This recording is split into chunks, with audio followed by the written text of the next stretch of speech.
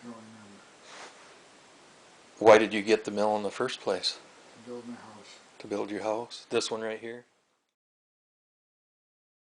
Yep. Built the house and quit. I never sold any timber. Yeah, well, you've used it for what, like cutting some carving materials and things like that, or? We cut some blocks for,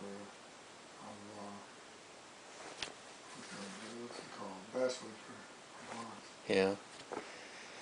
That's it. Remember I used it here a couple years ago to split that log to make that rail from the log bed that I made. That's right. And I cut some stuff for some deer lines.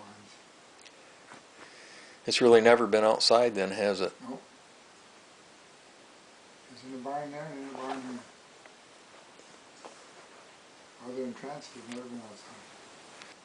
So that's not a lot of wood. Well, there's a lot of wood cut to build the house, though.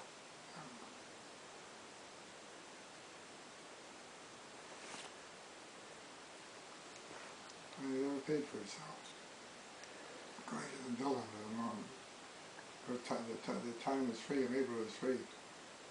Yeah. What a terrible mess that was. Huge barn. I had a pile outside, I had to haul it to the barn.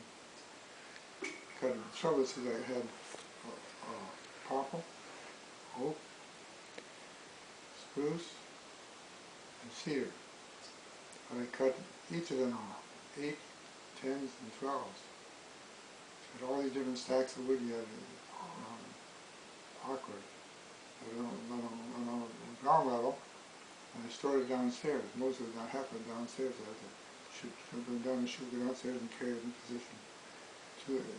Each species, 4, 8, 10s, and 12s, all over the place. Took forever. The labor of love was fine. I moved from work.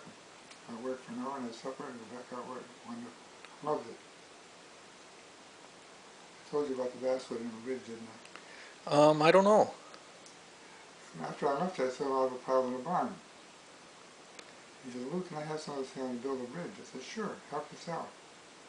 Took the basswood. Basswood for the bridge? I never asked him what the state of the bridge was. Oh my. It probably caved in when he drove across it. He was a 4-wheeler bridge, just the same. What was your experience like when you ever had to call wood-mizer? It was what's better than excellent. Better than excellent? Amazing.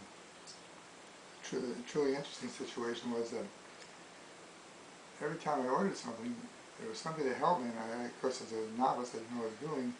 It was tremendously helpful. I was always impressed with the fact that it was always cost me less than I thought the price would cost. It was excellent. Wow. Good job. And the service was great, especially earlier. I'd never seen a sawmill before in my life, other than driving by one. And the service was superb. You went to Indianapolis to pick that up? It was an Indianapolis race day weekend too. The traffic was a bugger coming out of that. Oh, the 500 weekend? Yep. Did just you go, or? Oh, buddy, it went down. In fact, he has a number he got in the Sioux. Oh yeah? Sioux builders. He's going to buy one for his sons. He never did. The state. He has probably 80 acres of timber. Huh. Well, the service has been great. We'll start it up, Lou. Okay.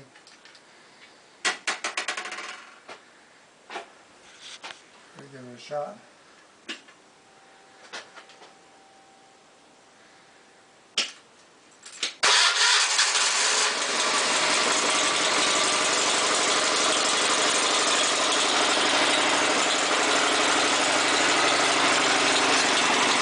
That's up and down.